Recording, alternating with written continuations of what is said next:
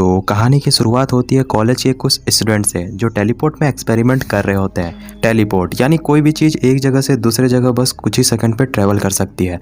अब इस ग्रुप में 7 लोग होते हैं जिसमें से पीटर सभी का सीनियर होता है। अब पीटर यहाँ पे एक घड़ी को ट्रांसपोंडर की मदद से टेलीपोर्ट करने वाला होता है और दूसरी तरफ क्रिस और वॉर्ड एक सुनसान जगह पे दूसरा ट्रांसपोंडर लेके पहुंच जाते हैं और उसे जमीन पे फिट करके वीडियो कॉल पे बात करने लगते हैं। पीटर सिस्टम को ऑन करता है और दोनों ट्रांसपोंडर आपस में कनेक्ट हो जाते हैं।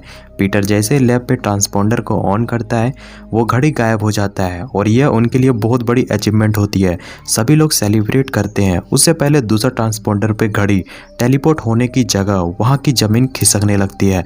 लैब पे क्रिस और वॉर्ड से कनेक्शन टूट जाता है। पीटर सभी लोगों के साथ उस जगह पे पहुंचता है।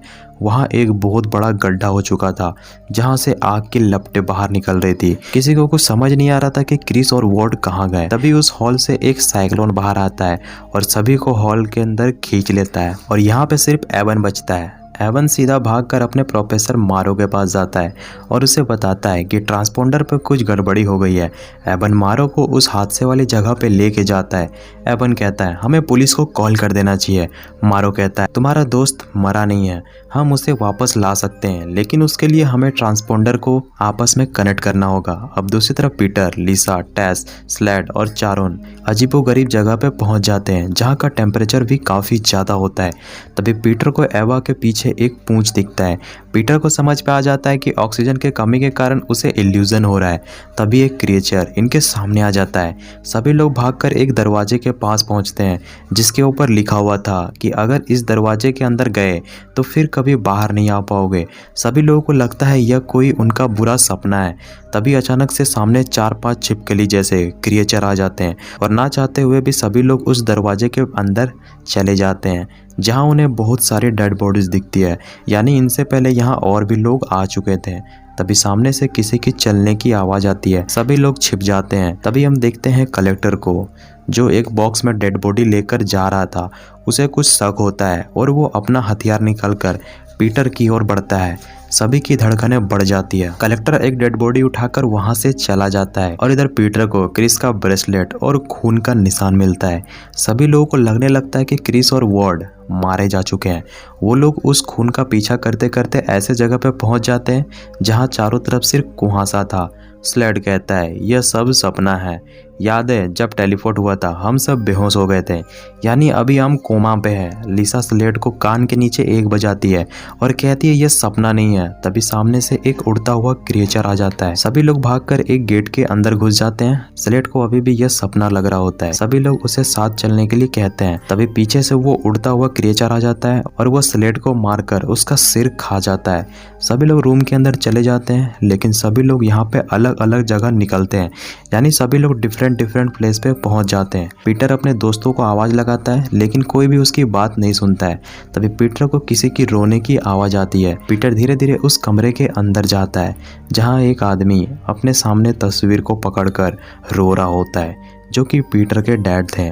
पीटर जैसे ही उसके सामने जाता है पीटर की फट जाती है और वो वहां से भाग जाता है। लेकिन पीटर फिर सीधा चर्च पे टेलीपोर्ट हो जाता है जहां आगे जाने के बाद पीटर एक रूम पे जाता है जहां उसे बहुत सारी डेड बॉडीज दिखती है।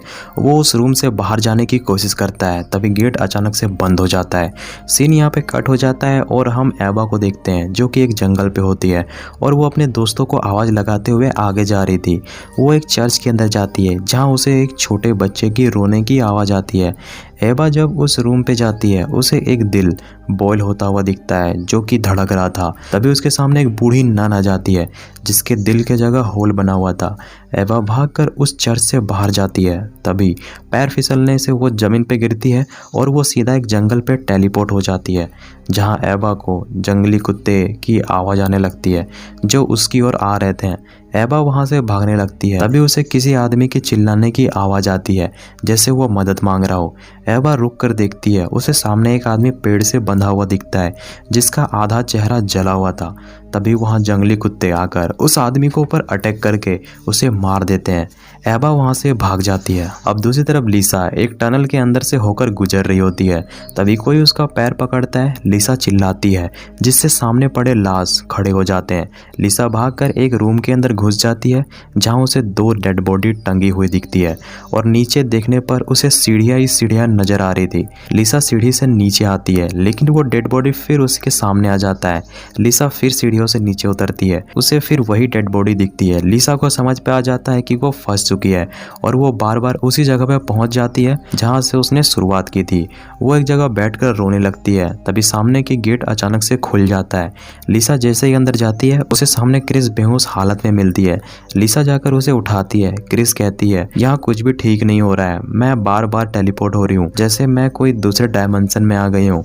और क्रिस रोने लगती है। लिसा उसे कुछ समझाती है उससे पहले क्रिस लिसा के ऊपर अटैक कर देती है और उसके बॉडी से उसकी आत्मा बाहर खींच लेती है।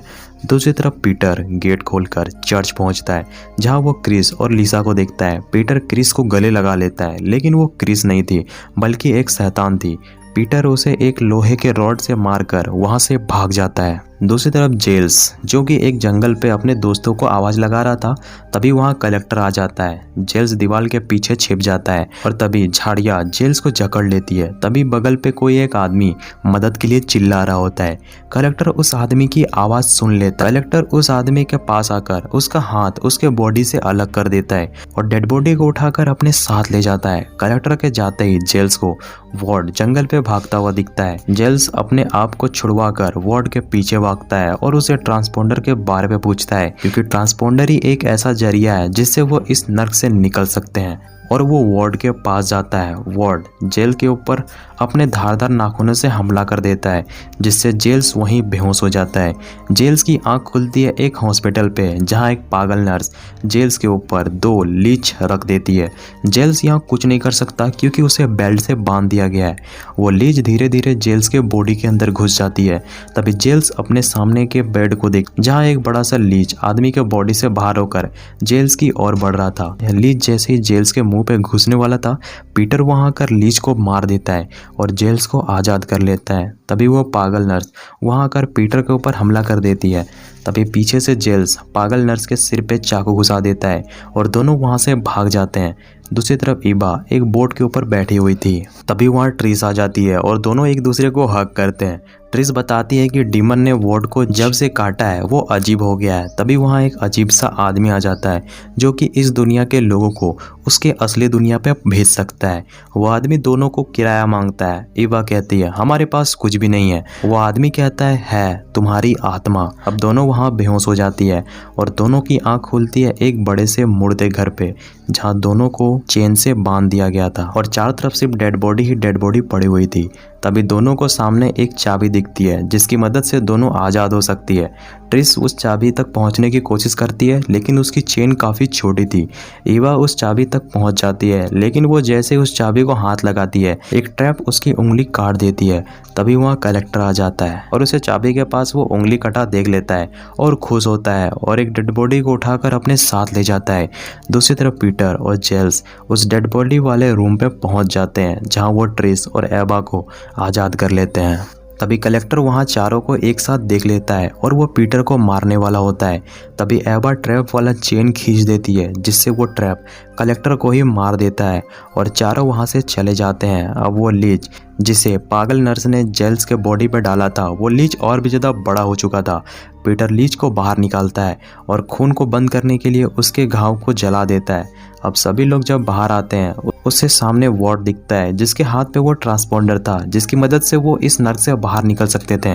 वार्ड कहता है मैं इस हालत में वापस नहीं जाना चाहता और वो ट्रांसपोंडर को आग पे फेंक देता है और तभी वार्ड एक क्रिएचर पे बदल जाता है। सभी लोग वहाँ से भागने लगते हैं और वार्ड ट्रिस को मारने वाला होता है। तभी पीटर वार्ड को मार देता है। अब इधर एवन और मॉब ट्रांसपोंडर से संपर्क टूट जाता है और वो सीधा हॉल के पास जाते हैं और वहाँ आकर नर्क पे एक पोर्टल बनाने की कोशिश करने लगते हैं और और इधर एवा बताती है कि हमें जंगल के किनारे वाले नदी पे एक आदमी मिला था जो गोल्डन सिक्के किराया लेकर इस नर्क से हमें अपनी दुनिया तक पहुंचा सकता है। अब चारों एक टॉर्चर रूम पे पहुंच जाते हैं जहां उन्हें एक गोल्डन कॉइन मिल जाता है, लेकिन तभी वहां एक दूसरा कलेक्टर आ जाता है जो जेल्स के ऊपर हमला कर देता है और उसे काट लेता है। पीटर उस कलेक्टर को मार देता है।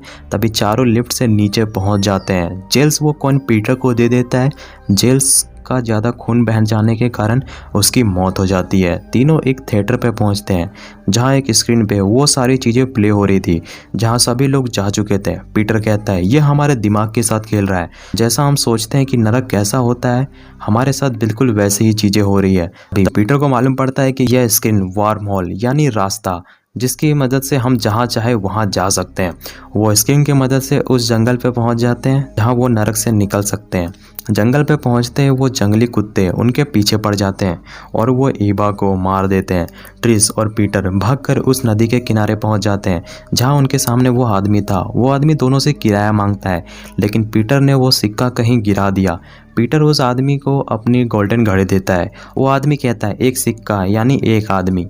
पीटर ट्रेस को यहाँ से जाने के लिए कहता है। वो आदमी ट्रेस को लेकर जैसे बोट की ओर बढ़ता है, पीटर उस आदमी का सर उड़ा देता है और दोनों बोट के ऊपर बैठकर नदी क्रॉस करने लगते हैं। और इधर एवन और मॉब उस होल की एनर्जी को यूज करके पोर्टल बना लेते हैं और इधर पीटर को भी सामने वो पोर्टल दिख जाता है। लेकिन पीटर ने जिस आदमी को मारा था वो अब एक राक्षस बन चुका था और वो पीटर को उठाकर अपने साथ ले जाता है। और इधर ट्रेस उस पोर्टल से बाहर आ चुकी थी, लेकिन वो पीटर को अपने साथ ना देखकर वो काफी ज्यादा अपसेट हो जाती है। और इधर पीटर एक रसिया के हॉल से बाहर निकलता है और इसी के साथ मूवी यहीं पे डी एंड हो जाती है।